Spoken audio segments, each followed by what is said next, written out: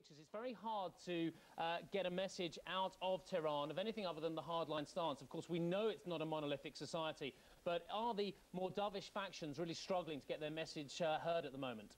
Well, I tell you, you can accuse Iran of many things, but not of clarity, if you like. Yes, I understand what you're saying. It's very interesting that Khamenei, the spiritual leader, have not spoken. We've heard the moderates speak, like Khatami, the ex-president of Iran. We have, of course, heard the hawkish President Ahmadinejad speak. I think we are getting, as usual, mixed signals from Iran. My reading of the situation is when you see these prisoners being paraded and saying in front of the whole world that, yes, we did this, we are the guilty party, we went into Iranian waters, it could signal actually in the minds of the Iranian a release, in the sense that it could mean that these people are actually expressing the reality that they are guilty as charged and they are confessing to their guilt. This could mean that. Of course, it also could mean otherwise. This is the difficulty with Iran, is that you cannot read through Iran. But I tell you what, the whole area is at a knife edge, and I think the world economy as well. Because for Ahmadinejad's point of view, I presume he wants to tie this with other issues such as Iranian security force detainees in Iraq that the US have got at the moment, the UN sanctions as well. Is it important for him that he does manage to make this cohesive, make it part of the bigger picture rather than as an isolated instance? Yes, unfortunately, Iran is involved in many issues in the area, as we know. It is not, unfortunately, also it has been emboldened by the Americans in Iraq, in Lebanon, and many other parts of the world. I think what we need to do here is basically try and take the road of diplomacy, because in the area people are extremely worried about a mistake that could trigger a war, and a mistake, we all know that the might of the American force is in place, is in the Gulf. Indeed, we have reports coming from Russia speaking about an attack on the 4th of April. If there is such an attack, and I hope not, for the sake of the world economy and also for humanity and for the area, this would mean a leash of unprecedented wave of terrorism. This would mean, of course, it could mean a strike on the oil installations in the Gulf. So this is why one is urging cautious, not because Iran is right. I think Iran is totally wrong in doing what it's doing. These are innocent servicemen, Marines, doing what their job entitles them to do.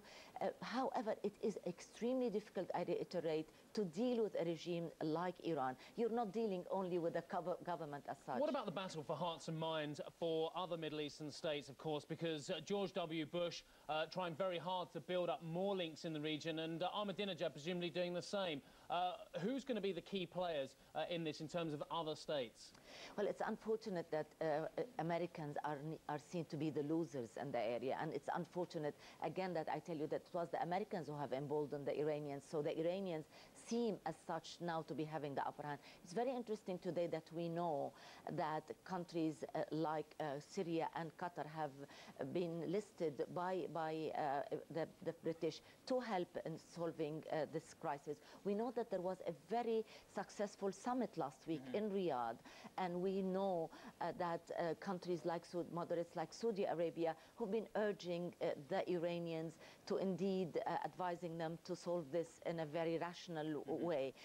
There is, as I told you, the moderate states indeed in the region, and not only in the Gulf but across the Middle East, have been trying to make peace, if you like, with Iran, because Iran has not been seen to be the peaceful neighbor, if you like, not only with the nuclear issue, but also in emboldening its elements in Iraq, in Palestine, and in Lebanon. The question is, I suppose, as well, is are those more moderate states in the Middle East making themselves heard enough at the United Nations? Because the United Nations, of course, ratcheting up the pressure via sanctions, but it's a slow, long process and fraught with problems, of course, with states such as Russia and China still having a vested interest in yes, Iran and its assets. What about the UN and its role to play in this? I think the UN is extremely important. However, it's unfortunate that we are not seeing a world united here. And this is what is needed at the moment, because Iran is doing what it does best. It's been playing games. It's playing games all the time. It's saying to the international community, yes, I want to discuss my issue as far as the nuclear issue is concerned, and then it backs away. We always see contradictory signs, if you like, coming from, we don't know who is ruling Iran. Is it the hawkish president? Is it Khamenei? Is it the Revolutionary Guard? So it's a mixture.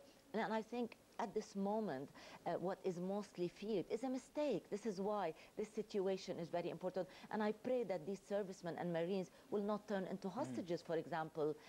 And this is why I think any, if you like, intervention from the U.S. at the moment will not be very helpful, because the U.S. is seen by Iranians also in the area as not